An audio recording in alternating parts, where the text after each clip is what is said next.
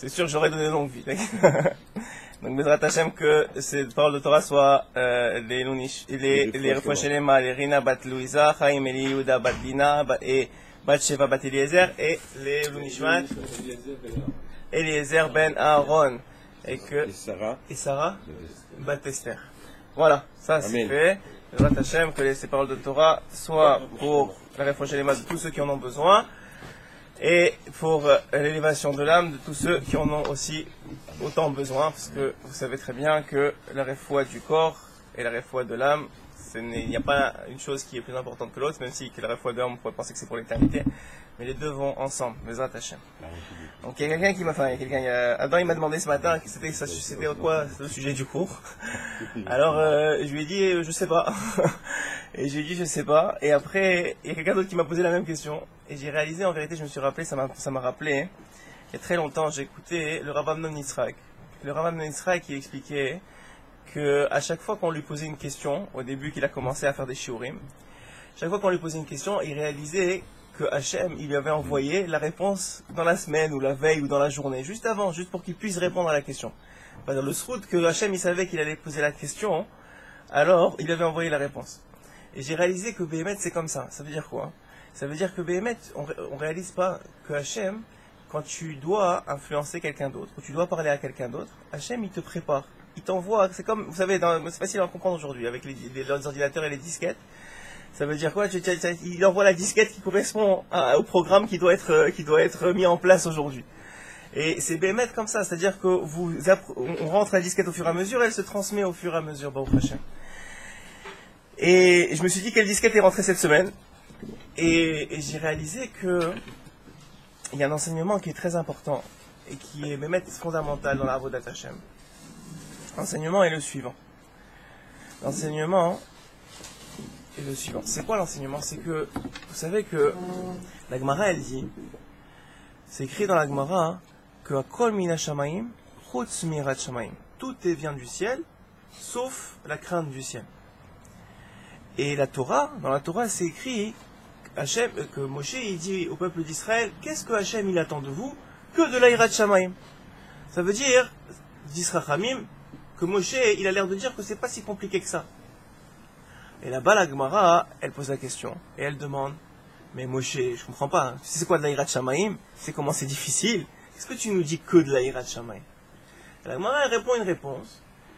Les Mefarshim en particulier répondent une réponse. Ils disent, vous savez, c'est pas que là c'est facile d'avoir de l'Aïrat shamayim, mais c'est Moshe Rabbeinu. Lui, il était à un tel niveau que pour lui, c'était rien du tout. Ça, c'est une des réponses. Mais j'ai eu accès à une autre réponse, Baruch Hashem, parce que ça m'a toujours dérangé. Et je sais que vous savez tous que la Torah, c'est pas juste pour Moshe Rabbeinu. La Torah, c'est pour nous tous. Et la Torah, c'est pour toutes les générations. Donc, cette phrase-là, quand il dit « Qu'est-ce que Hachem, il attend de vous que de l'Aïrat shamayim ?» Normalement, ça devrait être applicable à nous aussi. C'est pas simplement pour Moshe de dire « C'est simple. » Ça va? Alors, donc on a dit, normalement c'est pas que pour Moshe Rabbeinu. En vérité, l'enseignement, il est comme ça. Une des explications, en tout cas un des pirouches, il est comme ça. Vous savez que chaque jour, vous avez accès à un niveau de Gdusha. Chaque juif, qui est forcément pas le même qu'hier et qui est pas le même que demain. Plus haut ou plus bas en fonction du or que vous avez reçu dans la journée. Des fois, vous arrivez à vous réveiller tôt le matin, vous sentez que vous êtes habité là, vous avec Hachem, en correspondance avec Hachem, vous sentez que ça va bien, vous sentez que c'est trucs, et il y a des fois où la nuit tu n'as pas dormi, où tu as eu que des mauvaises nouvelles, où ça va pas bien, où tu te stresses, etc.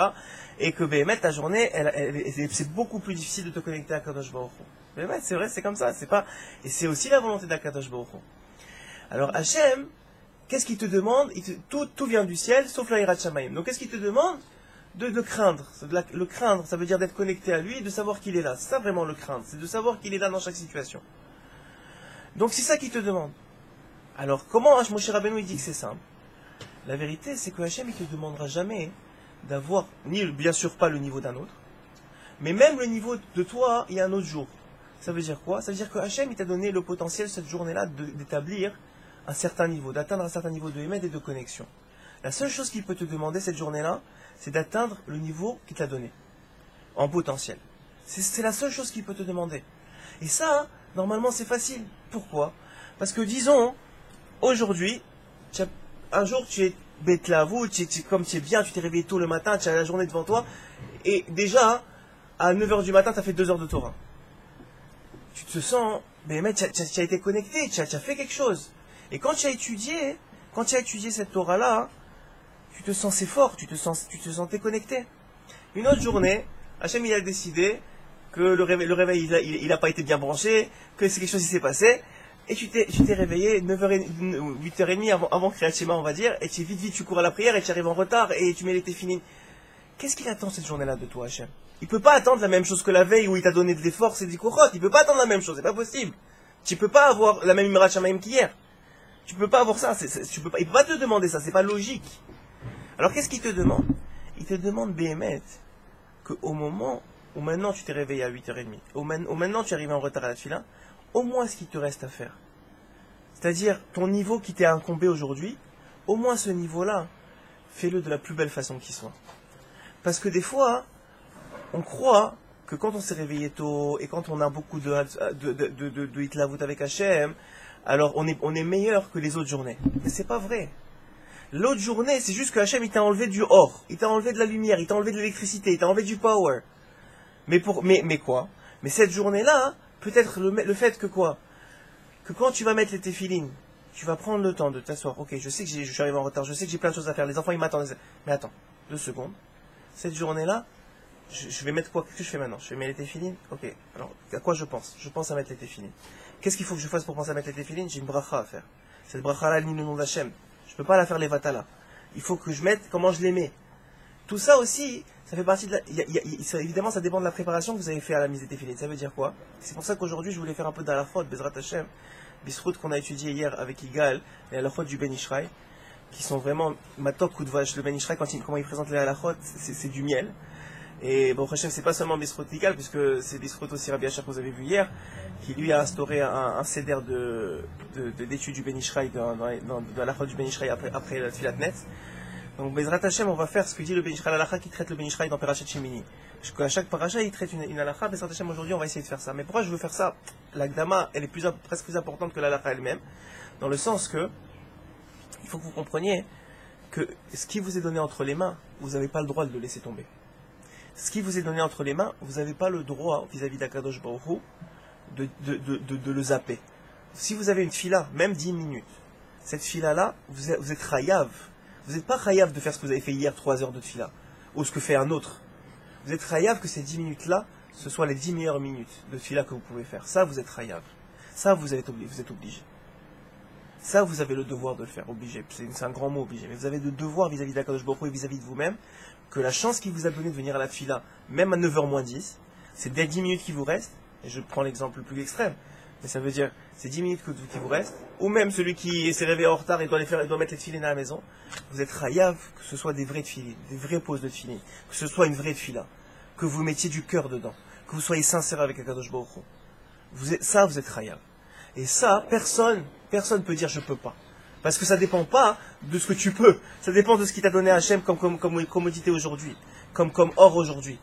Et beaucoup se trompent. J'ai parlé avec quelqu'un hier, et il me disait qu'en ce moment il était triste, qu'il n'arrivait pas à étudier, que c'était difficile, etc. Rabbeinu il dit quelque chose d'extraordinaire. Je vais vous le dire une fois pour toutes, même si probablement je vous l'ai déjà dit.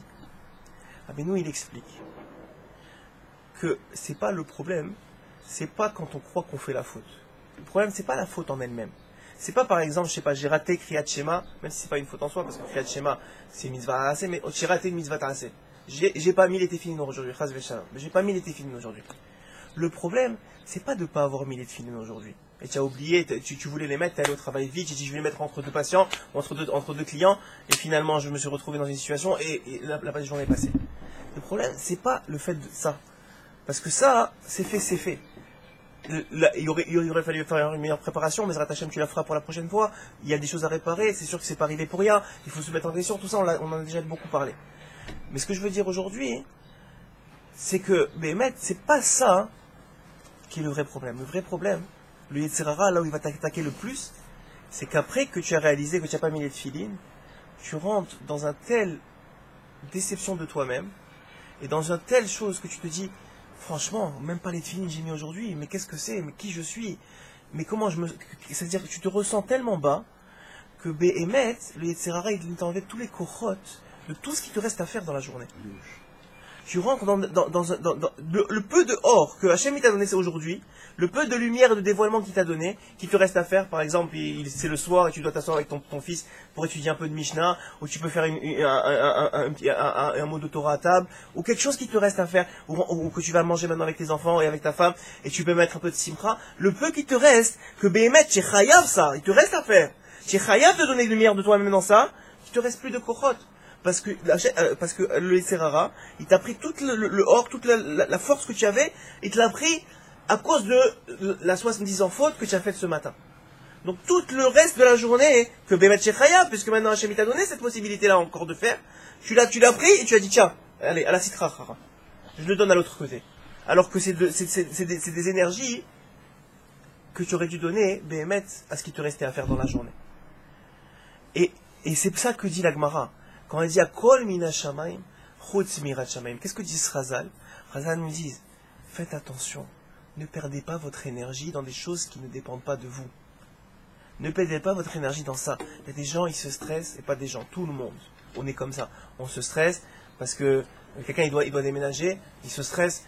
Où je vais déménager, comment je vais faire, et qu'il faut que j'appelle. Il faut faire. On ne dit pas qu'il ne faut pas faire. On est dans ce monde. Il y a des choses à faire. On doit travailler. Si on doit déménager, on doit appeler un déménageur. On doit préparer les boîtes. On doit faire les choses. Mais l'énergie de stress et d'angoisse que vous mettez dans la chose, celle-là, c'est du Yetzirara. Celle-là, c'est de l'énergie, parce que Hachem vous donne une certaine quantité d'énergie par jour, pas plus. Vous avez le droit à une certaine quantité. Maintenant, votre libre arbitre, là où qu'est-ce qui dépend de vous, c'est où vous allez mettre cette énergie-là. Est-ce que vous allez, dans les choses que vous avez à faire dans la journée, vous stresser, vous angoisser, les faire, mais avec stress et angoisse et fatigue. Et donc, qu'est-ce qui va arriver? Vous allez mettre de toute cette énergie-là, vous allez mettre là-bas, ou vous allez faire les choses que vous avez à faire. Parce que vous avez besoin de déménager, ou vous avez besoin, je dis comme ça, parce que, ou n'importe quoi, vous avez besoin d'aller travailler, vous avez besoin d'amener des enfants, etc., etc., mais avec calme et sérénité, parce que ça ne dépend pas de vous, parce que vous savez qu'à Kol Mina Shamayim, tout vient du ciel, et vous allez prendre toute cette énergie-là, dans le peu de srout que vous allez avoir, que Hachem va vous donner de faire des mitzvot. Comme c'est rapporté, puisque, d'ailleurs, dans la parashat Shemini, le Ben Ishraï, il dit comme ça, il dit que, puisqu'on est dans le Sfirat HaOmer, le Sfirat HaOmer, vous savez que Chazal ont instauré Perkei Avot, le travail des midot. Puisque on avait déjà dit cette semaine que c'est le dévoilement d'Hachem pendant cette période-là, puisque c'est la montée vers Matan Torah, vers la réception de la Torah. Hachem, il nous aide à se construire et à travailler nos midot, qui est le principal, comme dirait Rabbeinu, qui est le principal travail de l'homme dans ce monde. Et la Torah, elle est faite pour ça. Donc maintenant, il dit le Ben Ishraï, puisqu'ils ont fait ça, nous aussi on est chayav lorsqu'on fait un cours de Torah, d'inclure les Mishnayot de Perkei Avot. Donc la deuxième Mishnah, la première on en a parlé cette semaine, la deuxième Mishnah de Perkei Avot, qu'est-ce qu'elle dit? Shimon HaTzadik, Haya Misharek Knesset Agdola. Shimon HaTzadik, c'était un Kohen Gadol, le dernier de la Knesset Agdola, de la Grande Assemblée, de l'époque de la Grande Assemblée. Hu Haya Omer, il disait, il faut savoir que Shimon HaTzadik, il restait 40 ans Kohen Gadol. Vous savez que le Kohen Gadol, il rentrait tous les Yom Kippour au Kodesh HaKodashim, il ne devait pas avoir une mauvaise pensée, sinon il mourait. C'était un niveau qu'on ne peut même pas imaginer. C'est-à-dire un niveau de tzidkout incroyable. Juste une histoire comme ça, parce que ça réveille les histoires, comme dit Rabbeinu. Une histoire comme ça que rapporte la Gemara. Il me semble que c'est dans Yuma. Là-bas, elle dit, à propos de Shimon HaTzadik, que vous savez qu'Alexandre le Grand a existé. C'est pas une histoire, c'est vrai. La Gemara en parle. Et elle dit que Alexandre le Grand, à un moment, il avait déjà acquis beaucoup de territoire. Et les QT1, on dit en français, les QT1, ils sont venus, et qui étaient toujours contre nous, ils sont venus nous dénoncer soi-disant, alors que c'était pas vrai, ils sont venus mentir devant le roi, et lui dire, devant Alexandre le Grand, et lui dire, tu sais, les Juifs, ils n'arrêtent pas de blasphémer sur toi. Il s'est énervé, il a dit, si c'est comme ça, je prends mon armée, et je marche sur Yerushalayim. Il est arrivé devant les portes de Yerushalayim, les Juifs, entendant ça, ils ont commencé à faire tchouva, à pleurer, etc. Ils ont commencé à pleurer, à faire tchouva. Et qui était le chef, le Nassi, le chef spirituel à cette époque-là? C'était Shimon HaTzadik. Donc Shimon HaTzadik, il décide de s'habiller en habit de Kohen Gadol pour recevoir Alexandre le Grand, de sortir de la ville, et avec tous les Kohanim, en blanc, tous habillés en blanc, ils sortent, ils accueillent Alexandre le Grand. Alexandre le Grand, en tout cas Alexandre, Parce que Alexandre le Grand, c'est des goïms qui ont ajouté Alex, ouais.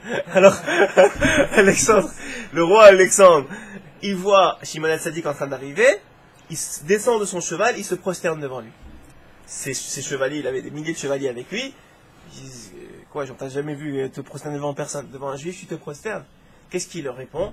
Il leur répond, à chaque fois que je vais gagner une guerre, comment je sais que je vais gagner? La veille de la guerre, je rêve de ce monsieur-là, de ce tzaddik-là, de ce qui s'appelle Shimon HaTzadik, je ne savais pas comment il s'appelait, je rêve de son visage et je sais que si j'ai rêvé de son visage, je vais gagner. Alors, donc Shimon HaTzadik évidemment lui dit, mais c'est qui t'a raconté ces bêtises-là, etc. Et à partir de là, il est au contraire, il va les protéger, tout est fait pour le bien. Vous dire la grandeur de Shimon HaTzadik. Qu'est-ce qu'il dit Shimon HaTzadik? Une chose, une kéta aussi, c'est écrit Ruaya Omer. Vous savez que chaque fois que quelque chose est rapporté au nom d'un Tana dans la Mishnah, dans les Mishnah de Perkei Avot, et que c'est écrit Ruaya Omer, qu'est-ce que ça veut dire Ruaya Omer? Peut-être d'autres personnes, ils ont dit la même chose. C'est que lui, il vivait ce qu'il disait. Qu'il avait atteint un niveau que c'est pas seulement qu'il disait ce qu'il est en train de dire, c'est que Béhémet, quand tu le voyais, tu disais ça c'est lui. Ça c'est Ruaya Omer. C'est ça lui. Donc quand la Mishnah, chaque fois, pourquoi c'est Shimon HaTzadik, des fois c'est d'autres Tanaïm, c'est parce que ça, il vivait ce qu'il disait. Alors il disait Ruaya Omer, Ashelosha Devarim Aolam Mohamed. Sur 3 choses, le monde y tient. Sur 3 choses, le monde y tient. À la Torah, sur la Torah, l'étude qu'on fait, c'est ça que ça veut dire, les Mefarshim, ils disent là-bas c'est quoi la Torah? C'est l'étude de la Torah. À la Avoda à l'époque du Korban, c'était les Korbanot, c'est-à-dire les sacrifices, à l'époque du Beth Amikdash. Et aujourd'hui c'est quoi? C'est la prière, qui a été remplacée, vous savez. Et à la Gmilut Chasadim, et sur le Gmilut Chasadim, les bienfaits que tu fais aux autres. C'est-à-dire, tu vas visiter un malade, tu réconfortes quelqu'un qui est fatigué, etc., etc. Vous savez tous que les multiples facettes que ça peut avoir. Ça, c'est sur quoi le monde y tient. Et ça, c'est sur quoi Taïrat Shamaïm peut travailler. Tout le reste de votre vie, et c'est très difficile à vivre, je parle pour moi, c'est-à-dire on parle ensemble, c'est très difficile à vivre de croire que tout le reste ne dépend pas de nous. Que si tu dois travailler, ça ne dépend pas de toi. Tu dois aller travailler, mais ça ne dépend pas de toi. Tu dois déménager, tu dois appeler le déménageur, tu dois préparer les bacs, mais ça ne dépend pas de toi où tu vas habiter. Tu dois chercher, mais ça ne dépend pas de toi. Tout ça, ça ne dépend pas de toi. Ce qui dépend de toi, Torah, Avoda et Gmilut Chasadim. Ta Torah, comment tu vas l'étudier? Quelle force tu vas mettre dedans? Quel amour tu vas mettre dedans?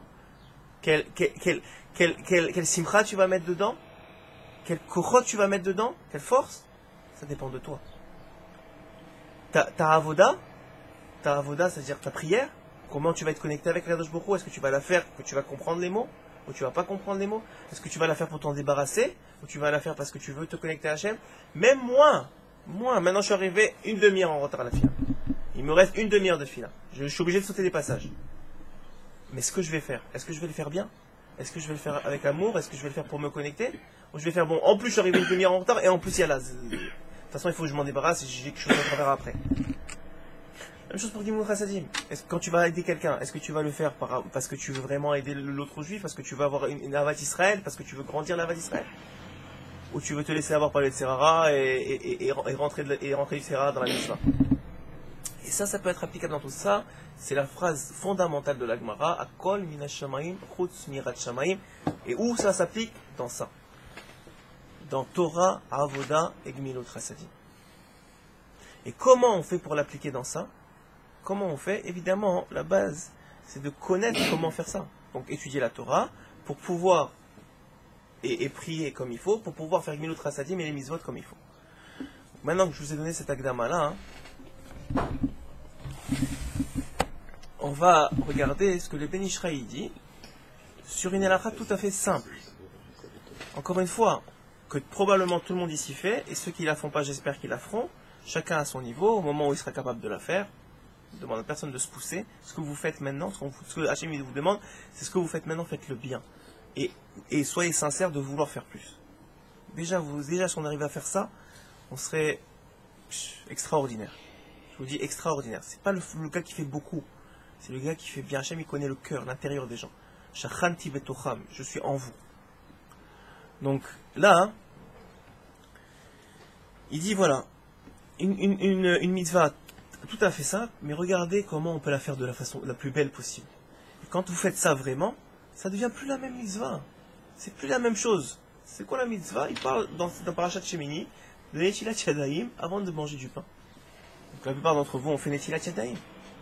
Mais comment on fait Netilat Yadayim? Bon, alors on va manger du pain. Déjà, on est en train de penser au sandwich ou à la viande qui vient avec, etc. Donc vite, on vient, on va dire dans la façon générale. Des fois, pour Hachem le Shabbat ou des choses comme ça, on prend le temps, on est avec les enfants, on fait bien la bracha, etc. Mais la plupart du temps, on est on est au boulot, entre deux choses. On vient, on fait Netilat Yadayim avec Kelly. Des fois, on n'a pas de Kelly. Des fois, on a préparé un Kelly pour ceux qui ont déjà préparé, mais sinon, on prend un verre qui est là, on essaye. Donc vous voyez qu'on zappe un peu la mitzvah. Comme toutes les mitzvot, c'est ça le Yetzer Hara. Le Yetzer Hara, c'est de... Maintenant, tu as une potentiel de faire quelque chose et tu peux exploser les cieux. Le Yetzer Hara, il va essayer le plus possible de te rabler le plus bas que tu peux. Il va te laisser faire parce qu'il peut pas maintenant, tu es là. Tu vas faire la mitzvah. Tu es au niveau de faire la mitzvah. Hachem, il t'a donné ce or-là. Donc tu es obligé de le faire. Il n'a même pas le choix. Il n'a pas le choix de te l'enlever. Tu es là. Tu es devant le Kéli et tu es devant l'eau. Alors qu'est-ce qu'il va faire maintenant? Il va essayer de te casser la mitzvah. C'est tout ce qu'il peut faire. Regardez comment le Ben Ishra il dit comment on peut faire la mitzvah simplement et bien. Ve'ine mikla la mitzvot chazal, hi mitzvah netilat yadayim. Voici une mitzvah parmi toutes les mitzvahs qui s'appelle netilat yadayim. Umishum dehi miderabanan naasela hizuk yoter. Et parce qu'elle est derabanan, parce qu'elle est une mitzvah qui n'est pas écrite dans la Torah mais que les chachamim ont instauré, on doit s'en attacher encore plus que les mitzvahs de la Torah pour montrer à Kadosh Baruch Hu qu'on respecte les chachamim et que Hachem nous a demandé de respecter encore plus les chachamim. Comme c'est rapporté que si Chazal ils disent quelque chose, par exemple ils vont dire Kippour c'est aujourd'hui, et en vérité Hachem il a décidé Kippour c'était hier, et ben Hachem il dit à ses anges, les anges qui sont préposés à Kippour, c'est pas aujourd'hui Kippour, c'est demain comme Chazal on dit. C'est à ce point-là. Donc vous comprenez la grandeur de Chazal. Mais il a dit que c'est des rabbanan et pas de Torah parce que marqué que Hachem va être une kedoshim. Ok, mais c'est pas écrit tu vas faire Netilat Yadayim avant de manger du pain. Et c'est pas écrit nulle part que tu dois faire Netilat Yadayim avant de manger du pain. La raison pourquoi on fait Netilat Yadayim, c'est parce que Béhémet, à l'époque, ils faisaient les Kohanim. Oui, Kohanim, pas nous. Ils faisaient les Kohanim. Et Chazal, ils ont dit pour pas qu'on oublie la mitzvah des Kohanim au temps du Bet Amikdash. Parce que maintenant ils mangeaient Tahor. Ils mangeaient du pain ou de la nourriture qui ne devait pas être tamée, qui ne devait pas être impure. Donc, si jamais quoi que ce soit dans leurs mains qui était impur, ils avaient touché quelque chose d'impur ou quoi que ce soit, maintenant s'ils n'allaient pas faire des Netilat Yadayim, ils allaient rendre impur ce qu'ils allaient manger, et donc eux-mêmes ils allaient devenir impurs, ils allaient plus travailler, ils allaient plus pouvoir travailler au Beth Amikdash, donc ils devaient faire des Netilat Yadayim, n'est-ce pas? Donc maintenant, Chazal ils ont dit, eux ils sont pas obligés, maintenant aujourd'hui, Midéoraïta parce qu'il n'y a pas de Beth Amikdash, et nous on n'est pas obligés, parce qu'on n'a jamais été obligés en vérité. Donc Chazal, qu'est-ce qu'ils ont dit, Rabbanan, ils ont dit quoi? Mais vous savez, on va faire ça, pas seulement pour les Kohanim, pour tout le clan, pour que les Kohanim, le jour où demain Bezrat Hashem, des Karov, il y a le Bet Amikdash, ils seront capables ils vont pas oublier, ils vont être déjà prêts à faire des Netilat Yadayim, ils vont pas nous faire des korban, ils vont être très fautes. Ok? Donc il dit, c'est Midé Ramadan, mais parce que c'est Midé Ramadan, on doit faire encore plus attention. C'est Ulmad, mais Aouvda de Rabbi Akiva, Be'euvin Daf Kufhe, il dit, tu apprends ça de qui? De Rabbi Akiva, dans Eruvin, dans Masechet Eruvin. Keshaya Chavouj Bevet Asurim, il était dans une prison, il a été mis par erreur dans une prison. Enfin, par erreur, c'est mal dit, il a été mis de la mauvaise façon dans une prison.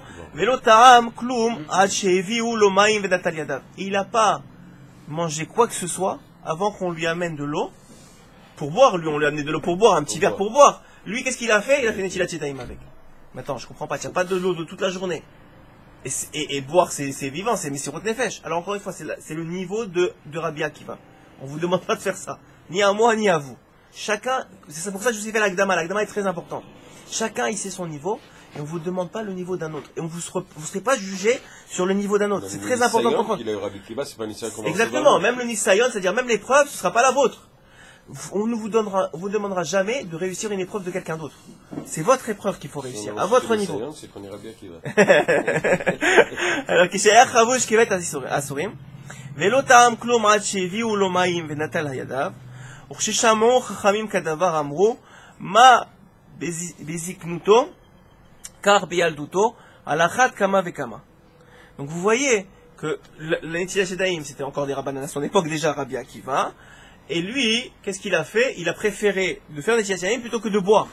Uma bet asurim kar shelo bevet ha'esorim alachat kama vekama. Ain sham vechol adam ra'uy shitpael vazeh veshomer nafsho yizaher ba. Tu vois de là qu'il faut faire attention à cette mitzvah là. וישתדל לדעת הלכות נטילת ידיים שיש כמה דברים שמעכבים בה אילו לא נטל דמה ואין בור ירחת ונזהר ינחל טוב. qu'il faut connaître les halachot, parce que tu peux pas être un ignorant halachot et avoir les rats shamaim, dans le sens que tu peux pas faire Torah, mitzvot, maasim tovim de façon correcte, sans avoir un minimum d'études de halacha.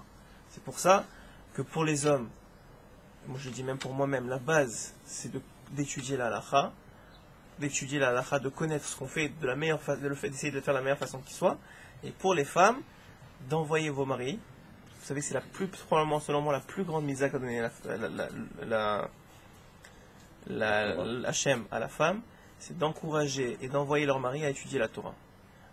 D'abord, vous gagnez votre olamaba parce que celui de votre mari, c'est le vôtre. Et deuxièmement, vous gagnez votre olamazé parce que votre mari, grâce à la Torah, il va changer, forcément. Ça peut prendre beaucoup d'années, mais il va changer parce que la Torah, ça change un homme. La Torah, ça change un homme, il sera un meilleur père, il sera un meilleur mari. Vous gagnez soit olamazé, et le olamaba. Et la vérité, c'est que un homme, loin les nouvelles ORM, qui n'a pas une femme qui le soutient dans la Torah, c'est presque impossible qu'il grandisse en Torah. C'est presque impossible. Si ce n'est impossible. Parce que la femme, c'est le moteur de l'homme, on le sait. Si elle, le matin, lui dit, va à la Torah, je suis content, etc., et elle amène les enfants, ou elle s'occupe, etc., et lui, il sait qu'il est tranquille pour étudier, il peut devenir un gaon. Si sa femme, c'est le contraire, et qu'elle le casse, elle veut pas qu'il étudie, et quand même quand il étudie, allô, toutes les 35 secondes, et moi, et regarde comment tu m'as, et quand il revient, regarde qu'est-ce qui arrive avec les enfants, et elle le met en lachatz, le gars il veut plus aller étudier, elle vient de tout perdre, et son olamazé, et son olamaba. C'est quelque chose de fondamental. Je sais qu'il y a beaucoup de femmes qui écoutent les cours, mais s'il y a un conseil de tous les cours que vous avez étudiés, que vous pouvez appliquer, c'est d'encourager vos maris à aller étudier la Torah. Vos maris et vos enfants. Et c'est sur ça, dit la Gemara, que vous aurez un sachar. C'est sur ça que vous aurez une récompense. Sur le fait que vous libérez et vous aidez vos maris à étudier la Torah, etc. Et vous aussi, comment vous allez apprendre à la halachot? À travers les shiurim Baruch Hashem aujourd'hui, c'est très facile. Mais votre mari, quand vous êtes Shabbat, il n'y a pas de shiurim, il n'y a pas d'internet, il n'y a pas rien. C'est qui va vous donner la réponse? C'est votre mari. C'est qui devant une situation qui va pouvoir avoir l'œil de Torah? C'est votre mari. Et votre mari, il est incapable d'avoir cet œil-là sans étudier.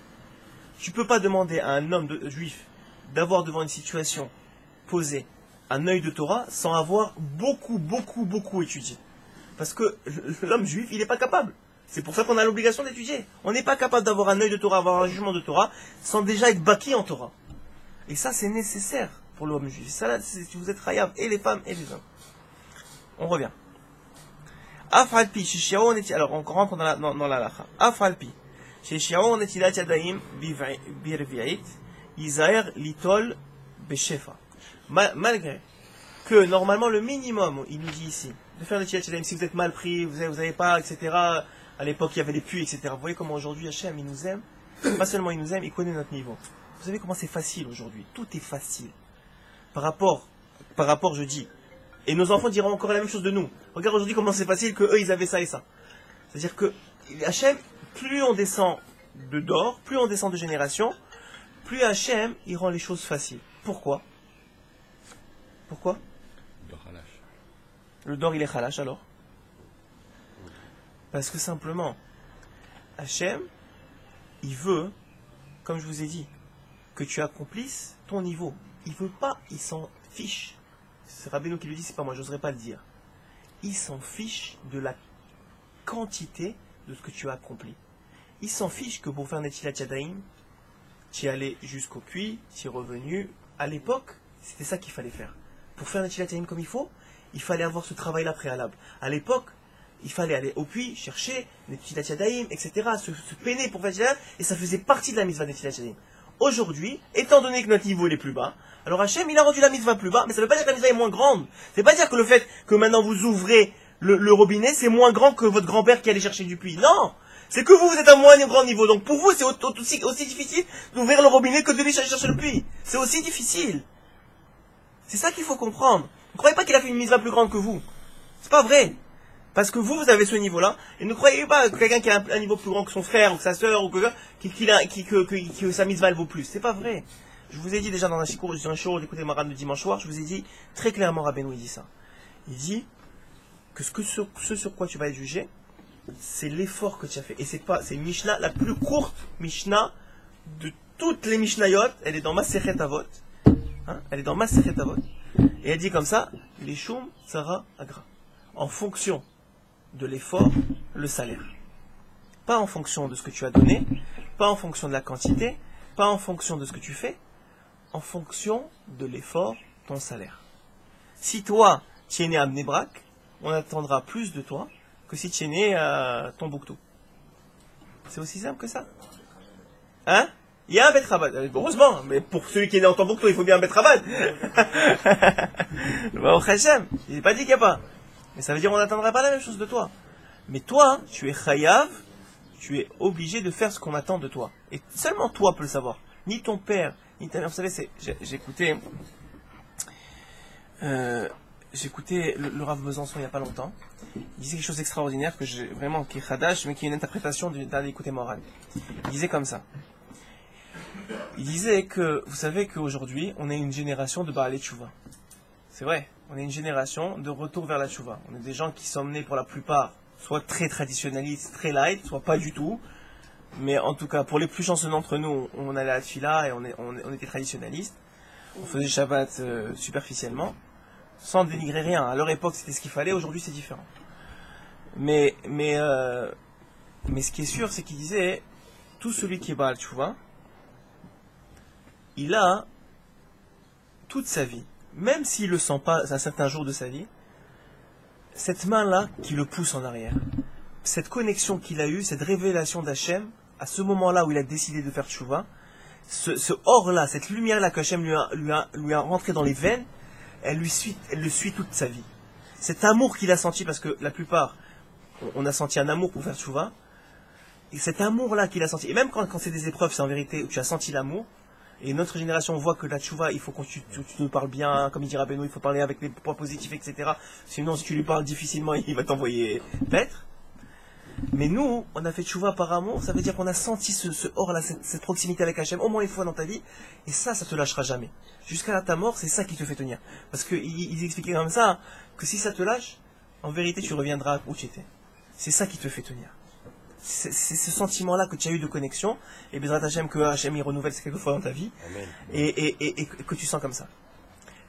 Les autres, pour le reste de la génération, c'est des gens qui sont nés dans la Torah, qui sont nés dans des milieux très charédis, et qui continuent à suivre le chemin de leur père.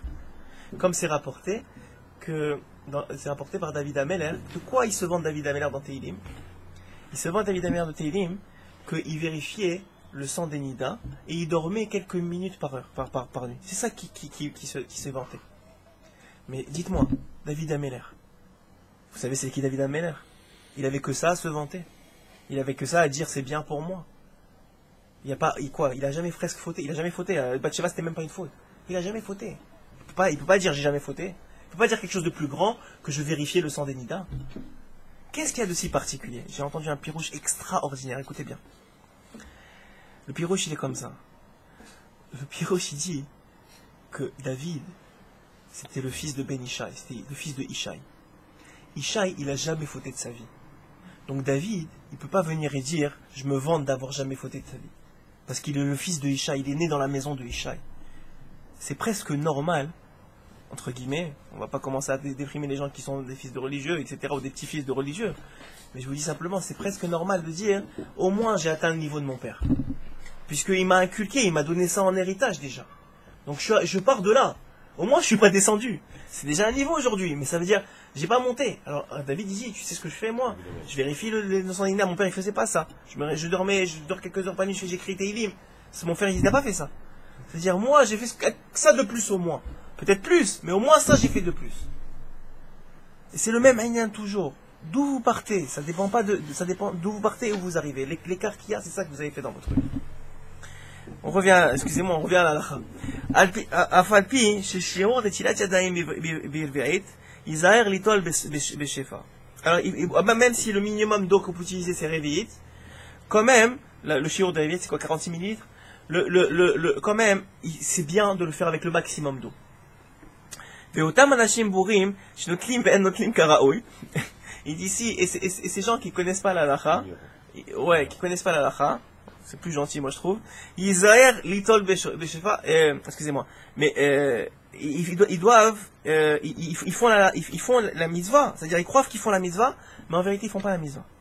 C'est ça qu'il dit ici. Regardez comment il dit. Ansham Yoter meroube me otam she enam notlim klal. C'est très difficile ce qu'il dit ici. C'est mieux pour eux qu'ils apprennent vite la halakha. Parce que il va dire pourquoi. Chada, premièrement.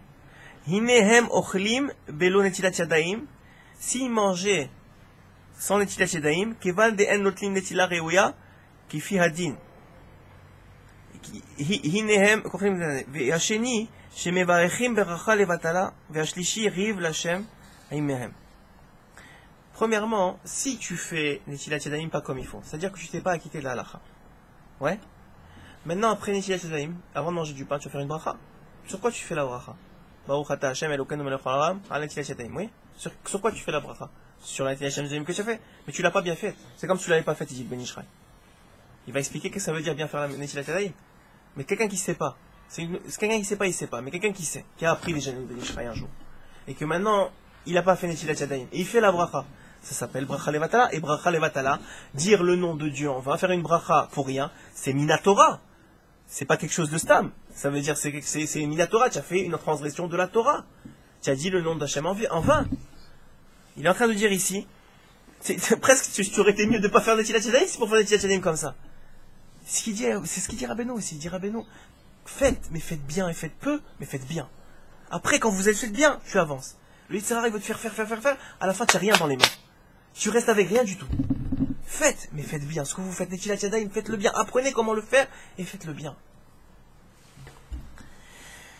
Ok, alors, venez, on apprend un peu comment le faire. על כן, איש העיר זהיר ויזהיר אחרים, בזה לעשות המצווה כתיקונה, או כמו שכתוב בחסד לאלפים, סימן ק"ח, יעוין שם, אך אף על פי דאוכל כזית החייב בנטילת ידיים, עם כל זה ברכת הנטילת ידיים, לא יברך אלא אם כן אוכל כביצה. L'halakha, c'est que netilat yadayim, le fait de se laver les mains pour manger du pain, vous êtes obligé de le faire avec bracha seulement si vous allez manger 56 grammes de pain. Si vous allez faire moins que 56 grammes de pain, vous êtes, à partir de kazaït, donc 29 grammes de pain, vous êtes obligé de faire Netilat Yadayim sans bracha. Et en dessous de ça, c'est une mesure de piété. Vous n'êtes pas obligé de faire Netilat Yadayim. Quelqu'un qui veut manger un peu de pain, il n'est pas obligé de faire Netilat Yadayim. Ok? C'est-à-dire moins de 26 grammes. Ok? Ensuite de ça. Et si avant de faire Netilat Yadayim, donc là il n'y a même pas commencé encore Netilat Yadayim, vous avez toutes les pensées. Avant de manger, qu'est-ce que je dois penser? Combien de pain je vais manger? Et quelle quantité? Alors vous me direz, c'est l'achat. Si vous me dites c'est l'achat, c'est que c'est pas encore à votre niveau. Mais passez cette partie du shiur là. C'est pas la peine de vous rentrer dans l'achat, c'est pas le but. De vous rentrer dans le stress. Mais si vous êtes à ce niveau là, alors vous êtes chayav de écouter ça. Si vous êtes au niveau de faire Netilat Yadayim comme il faut, Hachem il vous demandera d'avoir fait ça comme il a dit le Ben Ishraï, ou en tout cas comme il a dit Rabbi Yosef, comme elle a dit la halakha. Mais maintenant, si avant de manger Netilat Yadayim, il a pensé à manger 56 grammes, mais il avait déjà mangé avant, ou quoi que ce soit, il s'est retrouvé à manger moins dans le repas. Il a fait Netilat Yadayim avec bracha, mais maintenant il a mangé moins dans le repas. Il avait la pensée de le faire, mais il a mangé moins dans le repas. Et la rakachal kazaït, il a mangé juste kazaït par exemple. Alors est-ce qu'il a fait bracha la vatala? Est-ce que sa bracha avant, elle est en vain? Il dit non. Il dit non, parce que sa kavana, son intention, c'était de manger kabetza, malgré qu'il n'a pas mangé kabetza. Quand même, c'est comme s'il avait mangé et il n'a pas fait bracha levatala. Au moment où il a fait, il avait l'intention de le faire. Mais il dit quand même, mais ve'im kol ze yitchak atzmo echad efshar lo echol kabetza bishvil haberacha. Mais même avec tout ça, quand même qu'il se force un petit peu, s'il peut, à ne pas rentrer dans cette safek-là, dans ce doute-là, et qu'il essaye de manger son kabetza. Maintenant, chiyuv netilat yadayim hu ben al ha'anashim, ben al ha'anashim. Alors maintenant, ça concerne tout le monde. Il dit que la responsabilité, le chiyuv, l'obligation de faire netilat yadayim, ce soit sur les anashim, c'est-à-dire sur les hommes, comme sur les femmes. C'est une obligation de faire netilat yadayim avant le repas, pour les hommes et pour les femmes. Et malheureusement, il y a beaucoup de femmes qui mangent sans netilat yadayim. Ils font pas attention à cette faute-là. Et ça devient pour eux comme si c'était normal que de ne pas faire netilat yadayim, c'était la halakha. Alors que la halakha, c'est de faire netilat yadayim même pour eux. C'est-à-dire que vous savez que quand on commence à ne pas faire quelque chose, après ça devient normal, c'est plus une faute, c'est plus une transgression. Il dit, ça, il faut faire attention à ça. Veyesh chojvim, kevan de'en yodaim levarer berkat Amazon.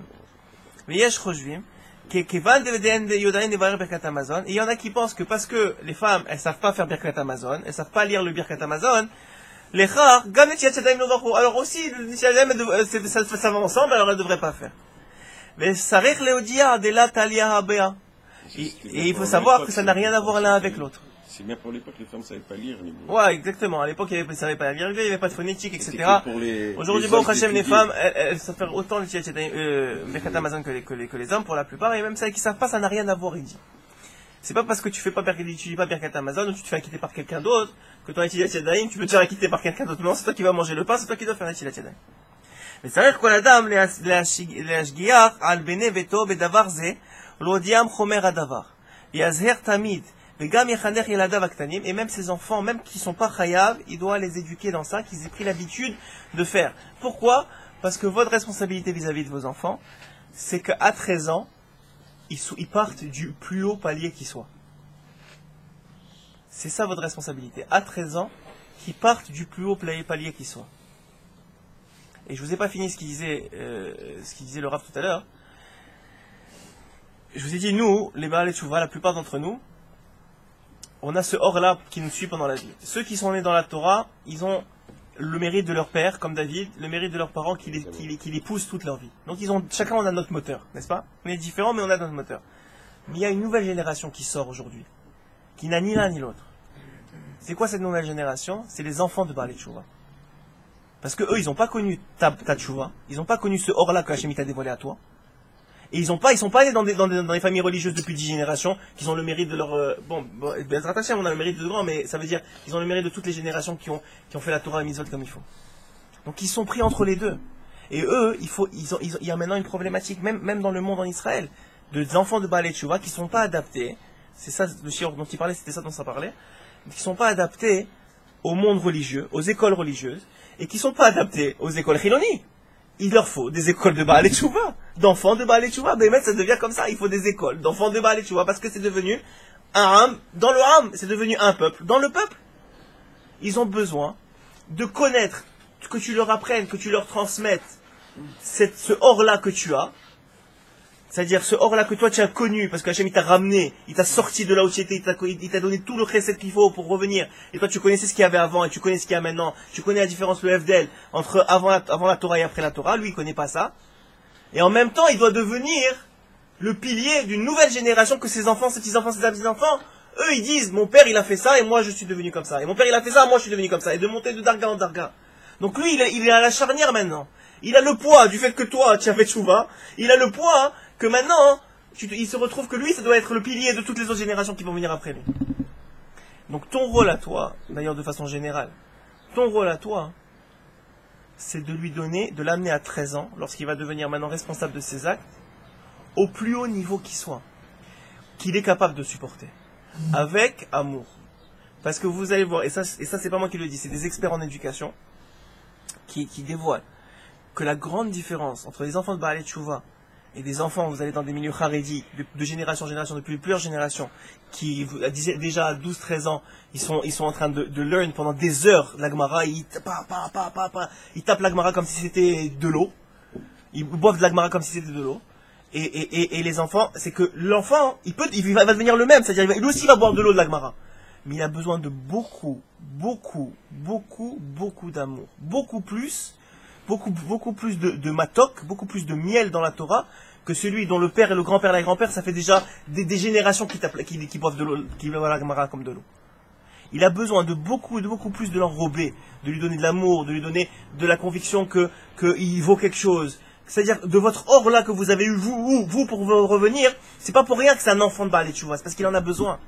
Il a besoin que vous le transmettiez. Maintenant, si vous le considérez, de toute façon, t'es né maintenant, après que j'ai fait tchouva, donc maintenant t'es né dans la Torah, donc tu devrais être comme tous les autres qui sont nés dans la Torah depuis des générations, c'est pas vrai. Vous vous trompez. C'est pas vrai, ce sera pas la même chose. Il va devenir autant, même plus, parce que la Gemara nous dit, là où se trouve un Baalei Teshuvah, les Tzadikim Mourim ne se trouvent pas. Donc ça veut dire, il va devenir. Mais il a besoin d'un autre chemin. Pas celui des autres tendances. pour la plupart d'entre eux. Dans tous les clans, il y a une sémina clal, il y a une exception. Mais on le voit aujourd'hui, il y a des vrais problèmes, des vrais problèmes qu'il faut adresser tout de suite, surtout pour nous qui sommes des Baalei Tchouva, qui ont des enfants qui sont nés après notre Tchouva, il faut savoir s'adresser à eux. On ne peut pas leur demander ce que demande un Haredi depuis des générations, et on ne peut pas leur demander non plus, on ne peut pas les laisser être ce qu'on a été avant la Tchouva. Donc il faut trouver un équilibre dans ce travail-là. C'est un vrai travail des parents aujourd'hui. Je m'éloigne, mais on revient, c'est pas grave. Alors il dit ici, on a encore un peu de temps sur la lacha. Kevan de en yodaim levarer berkat hamazon lekar gam netilat yadayim lo yevarechu. Bon, ça s'en a fait. Kol hanotel ve'eno me'aper yadav ane va'ana bishrat netilat are ze karov levadai she'en hamayim ba'im al kol yadav ve'chanikre bechush har'ut lachen yizaher le'aper yadav bishrat hanetila.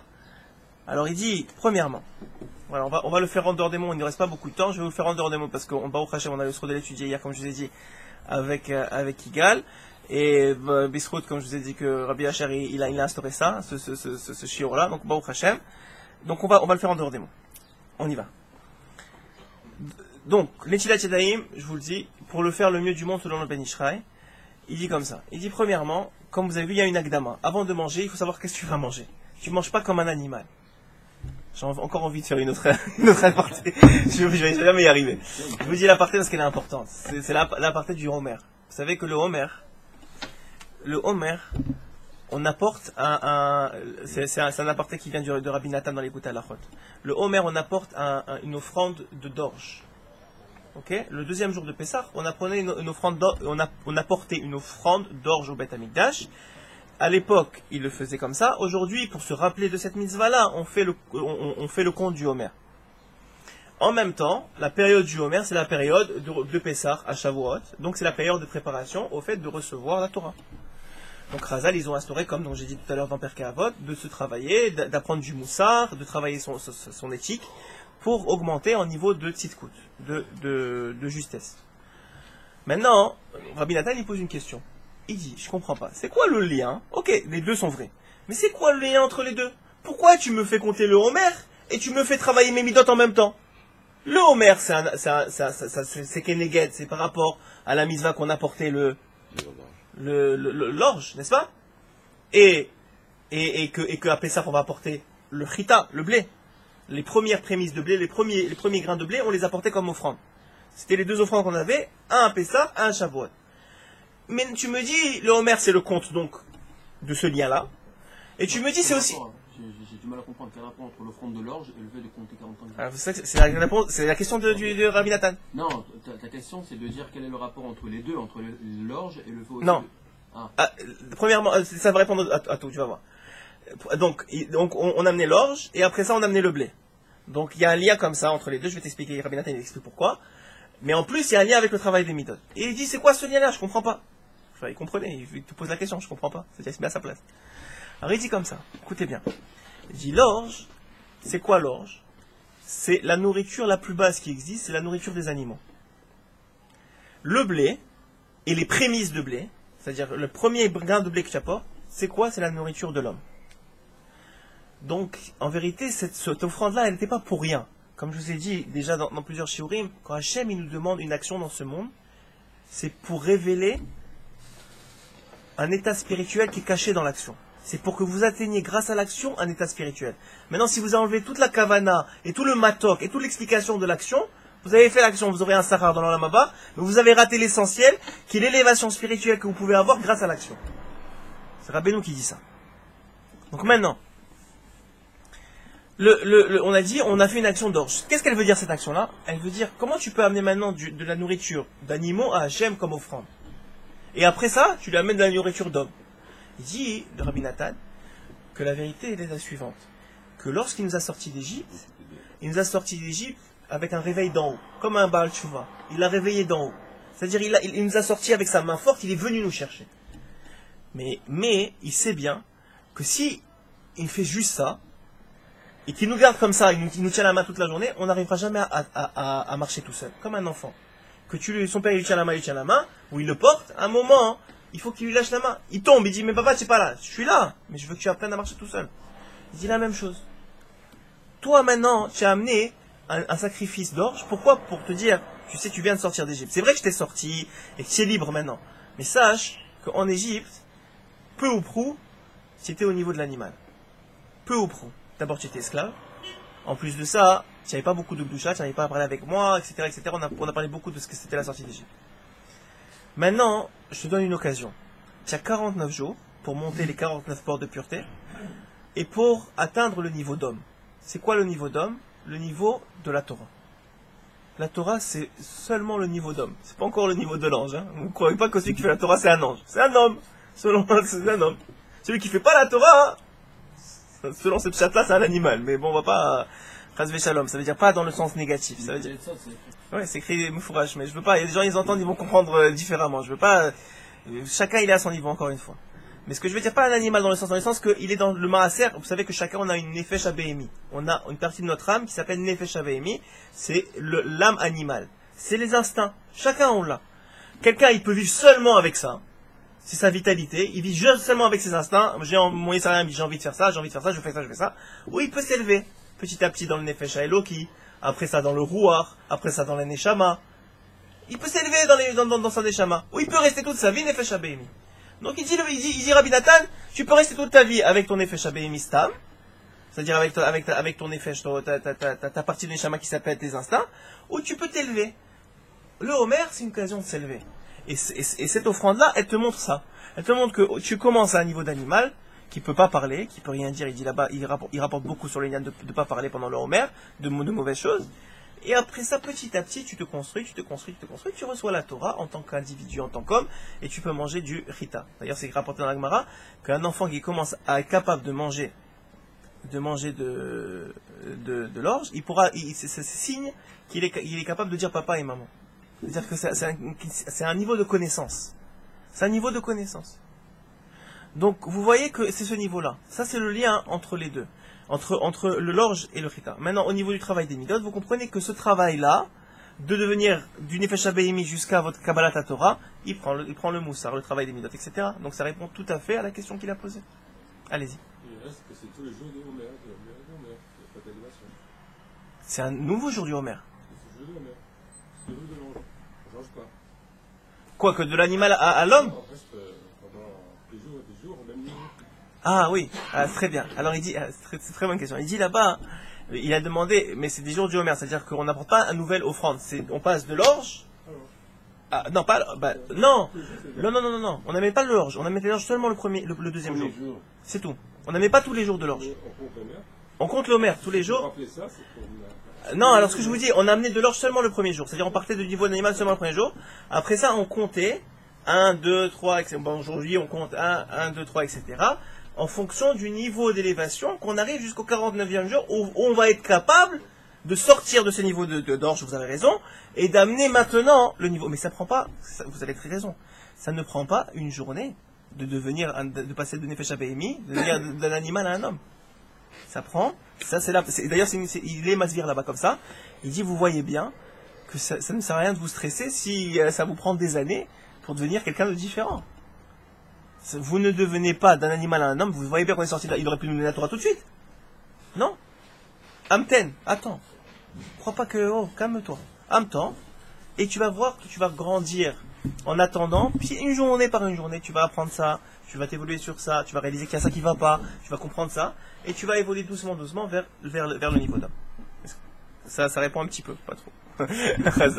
Alors, donc, on revient sur les Netilat Yadayim, mais on va finir sur ça. Alors, Netilat Yadayim, on a dit, juste pour gagner quelque chose au moins au niveau de la halakha aujourd'hui, Netilat Yadayim, on a dit, il dit comme ça, que, donc il faut préparer à savoir qu'est-ce qu'on va manger, combien on va manger. Si on mange kabetza, on sait qu'on va faire Netilat Yadayim avec bracha. Maintenant, qu'est-ce qui se passe quand on fait Netilat Yadayim avec bracha? On a devant nous, idéalement, un keli. Un keli, c'est un réceptacle qui va recevoir de l'eau. Ok, je parle pour ceux qui sont, vraiment, qui connaissent pas la halakha et qui vont commencer, Bezrat Hashem. Mais même pour nous, c'est important de savoir, il y a un keli. Ok, très bien. Je prends le keli de la main droite, je remplis l'eau. Il dit comme ça. Ensuite de ça, pourquoi? Parce que la main droite, il explique, après ça donne du sens à ce que vous faites, c'est ça qui est incroyable. Il explique que la main droite, c'est du chesed, c'est de la bonté. Donc toi, tu veux recevoir l'eau, c'est maïm, maïm c'est quoi? C'est de l'abondance. L'eau, c'est de l'abondance, mais c'est aussi la Torah. Donc tu reçois la Torah, tu reçois l'abondance. De quoi? Je veux Hachem que tu me donnes de l'abondance, pas avec difficulté. que je recevoir mon chèque et que j'ai travaillé comme un foot, non. Travailler un peu, benachat, j'ai étudié en même temps, j'ai kiffé en même temps avec ma famille, et j'ai reçu mon chèque, le même chèque. Puisque ça dépend pas de moi le chèque. Alors autant donne-le-moi avec la bonté. Donc avec la main droite, je remplis avec la main droite. Et ce qu'il dit, c'est pas seulement une explication. C'est que si vous faites, ça a une influence que ça va arriver comme ça. C'est dans les deux sens. Non seulement c'est une explication sur la raison pour laquelle Chachamim ils ont instauré comme ça, mais si vous le faites comme Chazal ils ont instauré, vous allez influencer l'Hagad Hashem vis-à-vis de vous, le comportement d'Hashem vis-à-vis de vous. Donc tu remplis de la main droite. Ensuite de ça, tu passes à la main gauche. Pourquoi? Parce que maintenant tu as deux mains. Tu peux pas dire il n'y a pas de djinn, il n'y a pas de côté gauche. Donc tu viens maintenant influencer la main droite sur la main gauche, comme il a dit Rabbi Asher hier avec les quatre coins. Vous voyez, tout se recoupe. Alors, on passe de la main droite à la main gauche, n'est-ce pas? Donc on vient maintenant dans la main gauche, on va arroser, on va dire, merci beaucoup, les mots français ça vient pas trop, on va verser 3 fois, enfin l'ablution des mains, ouais, vous savez. Alors, on va 3 fois sur la main droite, et on va tourner la main pendant qu'on fait l'ablution des mains sur la main droite. Je sais pas si vous voyez, on va tourner la main sur la main droite. Pourquoi? Parce que si vous êtes comme ça et vous faites juste comme ça, toute la paume de la main, elle sera pas touchée par l'eau. Le but, c'est de enlever la toum'a, l'impureté de toute la main. Donc vous allez faire, c'est vrai même pour n'importe quel tzadianim. Là, il parle de tzadianim avant de manger. Donc vous allez tourner la main et il faut que l'eau arrive jusqu'à l'os ici. Ok? Si vous n'avez pas fait jusqu'à l'os ici, al pi alacha, vous n'avez pas fait netilat yadayim, vous avez fait bracha levatala. Vous réalisez ce que je suis en train de dire? Moi-même, je réalise pas, mais j'ai réalisé hier quand j'ai relu le Ben Ishraï. Si vous avez pas mis jusqu'ici et que l'eau n'est pas venue jusqu'à votre os ici, vous n'avez pas fait Netilat Yadayim. Vous avez fait quelque chose, mais pas Netilat Yadayim. Alors, on fait Netilat Yadayim jusqu'à l'os. Ensuite de ça, vous prenez avec la main droite, évidemment, si vous remplissez comme ça, vous avez beaucoup d'eau, vous prenez avec la main droite et vous faites la même chose sur la main gauche et vous tournez. Ensuite de ça, il dit, vous allez nettoyer les mains 3 fois sur chaque main, comme ça. 1, 2, 3, 1, 2, 3. Et ensuite de ça, vous allez lever les mains au ciel. Pourquoi? Parce que, normalement, il rapporte un Zohar, qui dit qu'on n'a pas le droit de lever les mains au ciel, stam, comme ça. Pourquoi? C'est un signe de gava, c'est un signe d'orgueil, mais c'est surtout, il dit le Zohar, parce que quand un juif, il lève les mains au ciel, il apporte sur ses 10 doigts 10 anges. Parce que normalement, quand un juif il lève les mains au ciel, c'est pour prier. Donc Hachem, il s'attend à ce qu'il prie, donc il lui envoie déjà 10 anges pour écouter sa prière. Donc il y a 10 anges qui s'attachent sur ses 10 doigts. Vous imaginez maintenant la mitzvah, c'est pas la même. Maintenant que vous savez qu'il y a 10... Mais je rigole pas, c'est sérieux. Il y a 10 anges qui viennent quand vous faites ça. Juste quand vous faites ça, vous les mettez au niveau de vos yeux, mes mains. Il y a 10 anges qui viennent et qui attendent que vous priez. Donc qui attendent la bracha. Il dit, c'est pour ça qu'il ne faut pas attendre de faire la bracha. Vite, vous faire la bracha. Parce que les 10 anges, tu fais attendre comme ça. Donc quand tu as levé les mains, pourquoi donc il y a 10 anges? Et maintenant tu viens de donner du shefa. Tu viens de descendre l'abondance sur toi. Donc tu viens de descendre de l'abondance à travers ces 10 anges, à travers Kadosh Baruch Hu, il vient de te donner l'abondance à travers le fait que tu as levé les mains. Tu fais la bracha, les mains levées. Baruch atah Hashem Elokeinu, Hashem, idéalement pensant, si vous pouvez au moins à ce que ça veut dire, béni sois-tu éternel, Elokeinu melech haolam, notre Dieu, roi du monde, Asher Kideshanu Mitzvot Sivano, qui nous a ordonné de faire Netilat Yadayim. Alors, Alem Netilat Yadayim. Donc, au moins ça, et ensuite de ça, vous êtes bon. Vous allez pouvoir le plus vite possible, sans interruption idéalement, essuyer les mains, et vraiment de la meilleure façon qui soit. Vous ne devez pas garder de l'eau sur vos mains. Pourquoi? Parce que l'eau maintenant, elle est rendue tamée, elle a touché aux mains tamées, elle est rendue tamée. Donc maintenant, si vous n'avez rien fait, si vous n'avez pas essuyé correctement vos mains, vous allez toucher avec l'eau de vos mains le pain, vous n'avez rien fait. Parce que tout le but, c'était justement de nettoyer vos mains. Mais s'il reste de l'eau sale, vous n'avez rien fait dans l'histoire. Donc là, et là encore, je vous donne juste la surface de ce qu'il dit. Il rentre dans les cavanotes qu'il faut avoir, qu'est-ce qu'il faut penser quand l'eau elle descend, etc. Celui qui veut et qui est au niveau, il étudiera le Ben Ishraï, c'est Matok Koudvash, Bémet. Merci Igal pour hier et merci Hacha pour avoir instauré. Chazak Ubaruch. Alors voilà, donc ce que je vous dis, c'est vraiment important de faire comme ça, d'étudier la halakha. Un homme, il se doit d'étudier la halakha, et une femme, elle se doit d'envoyer son mari étudier la halakha, et la Torah en général, pour pouvoir exercer ce qu'on appelle Akol min hashamayim, chutz mirat shamayim, sa'irat shamayim, sur les 3 choses que dit la Mishnah, la Torah, la Avoda et le Gminut Chasadim.